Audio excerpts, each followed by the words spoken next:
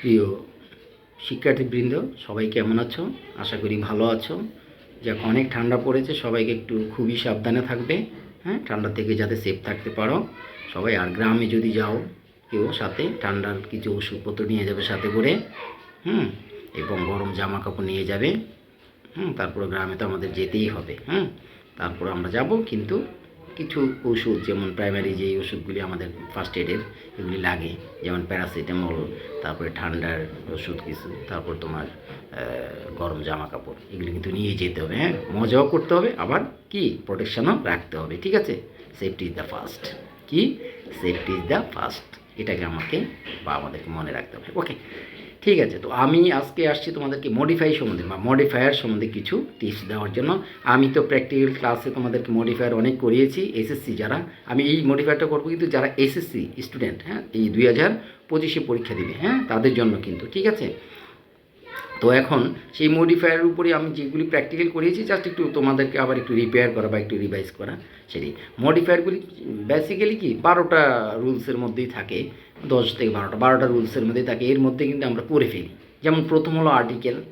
যেমন আর্টিকেলটা কি, যেটাকে ইন্ডিকেট করে বুঝাবে, স্পেসিফিক বুঝাবে, সেটাই কিন্তু আর্টিকেল। যেমন আর্টিকেলের মধ্যে এ এন দি, এই তিনটা কিন্তু থাকতে হবে। হ্যাঁ, তো এই তিনটা থাকার পরে কি, আমি যদি যখন ইউজ করব আর্টিকেলটা, তখন কিন্তু আমি বুঝবো যে এই সেন্টেন্সটার আগে কি এ বসবে, না এন বসবে, না দা বসবে। ঠিক আছে, তো আর্টিকেলের ব্যবহারটা প্রথম।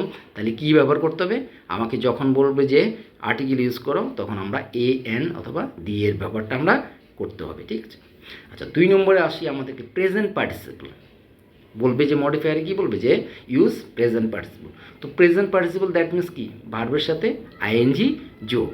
যেমন গোয়ের সাথে আইএনজি যোগ। ঠিক আছে, তারপরে যেমন তোমার কি কামিং, এরকম একটা মানে জাস্ট ভার্বের সাথে আইএনজি যোগ, এটাই হলো প্রেজেন্ট পার্টিসিপল। ঠিক আছে, আচ্ছা, এরপরে আসো তোমাদেরকে বলবে যে পাস্ট পার্টিসিপল। পাস্ট পার্টিসিপল কী হবে, পাস্ট পার্টিসিপল হলো V3, মানে ভার্বের 3 নম্বর যে ফর্ম, এই ফর্মটা।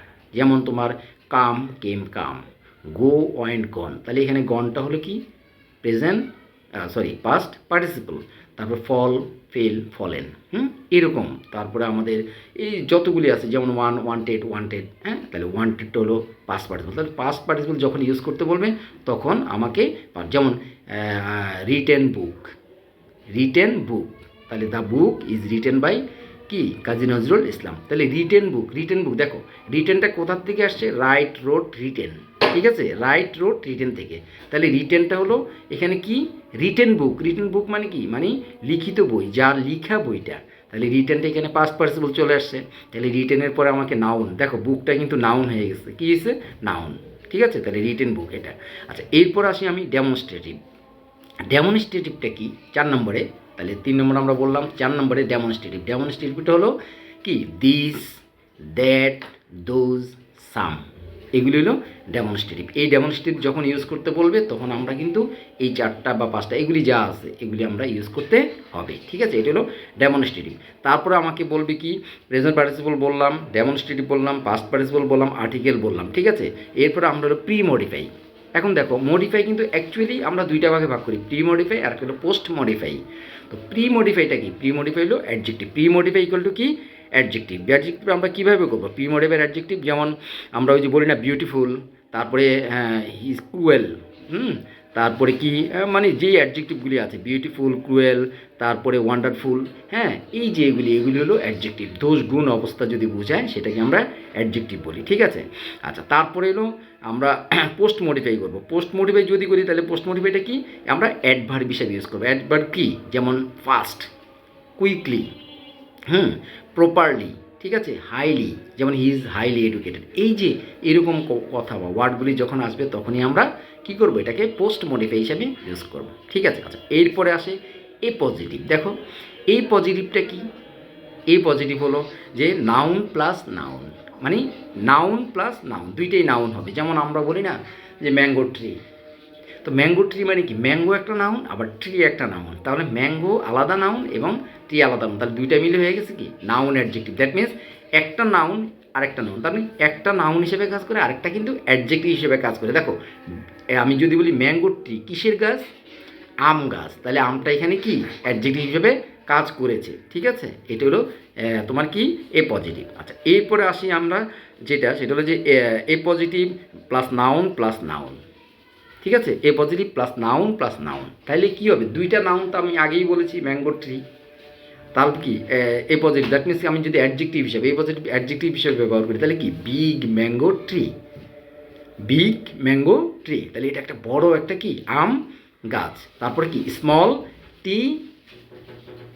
টি স্পুন, ছোট একটা চায়ের চামচ। দেখো স্মল কিন্তু ছোট, এটা কি অ্যাডজেক্টিভ হিসাবে কী ধরনের, এটা ছোট ধরনের বা ছোট। তারপরে টি নাউন, তারপরে স্পুন চামচ, এটা একটা নাউন, তাহলে স্মল টি স্পুন, এই যে একটা। তাহলে কী হলো, আমরা এ পজিটিভ প্লাস নাউনও দেখলাম, ঠিক আছে।